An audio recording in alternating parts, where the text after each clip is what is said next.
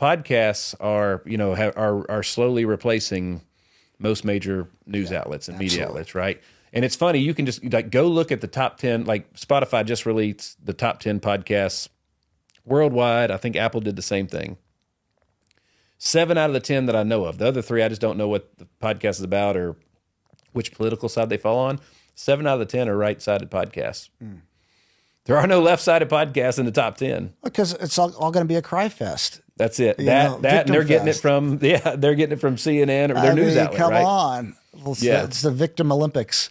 But like you got to ask yourself, like, if you ask somebody on the left that like, is whatever their news outlet says is right or die, why aren't any of those? Why are there no left-sided podcasts in the top 10? Like why you just got to ask yourself why a whole medium is one side and then the media is the exact opposite. Like there's no like. Well, I was reading the statistics of the media's political leanings, and it was like only I think it was 7% were Republican, and it was like 40-something% were Democrat, and then the other percentage, 30-something%, 40-something% independent. Of course, media wants to act like they're independent, so I was like, that's probably why you had that big section. But they're all probably left-leaning too. But it was telling that it was only like 7% were conservative, and when I see the media the mainstream media trash Trump after the Rogan interview and say all these things, I'm like, this is why you're failing. You're full of shit. That's exactly right. Yeah. I mean, it's when you, like, I think Socrates, like, when you just, his big thing was, how do you know that? How do you know that? All right. I believe X. How do you know that? So-and-so told me. How did they know that? Getting to the root. That's why the podcast exists, is because they were learning to think in a way to like, they were trying to find the root of whatever it was that they were hearing. Like, I grew up and I had to rethink some generational thought patterns. I grew up in a house that said, we can't afford that. Now I'm training, I've learned to think, how can I afford that?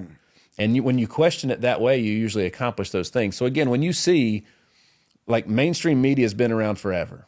Okay, podcasts have not.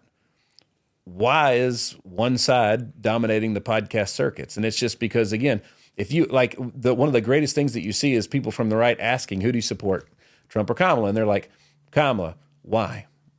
They don't know. Yeah, exactly. They don't know why they believe what they believe. And that's the thing that I think that the right side is doing better than the left right now, is they're just questioning basic things. Yeah. And like, it's crazy to me, like with this whole, what is it, Project 2025? Is that what it is? What's Trump's called? Getting pegged with it. Yeah. And like, it's funny. From his face will say, I have nothing to do with that. But just because somebody else, I could say the same thing, like, Ed, you wrote that, right? So like, Ed, no, he wrote it. Ed wrote it. Yeah. And you say, no, I didn't. And I'm like, well, I'm right. Like, it's like, what are we doing? That's exactly right. I had somebody try to say, well, 70% of economists say that, Trump's plan is going to cause more debt and that Kamala's is better. And I said, why don't you get out your phone right now and go to ChatGPT and ask what percentage of economists are liberal and what percentage are conservative. And it was 68% were liberal.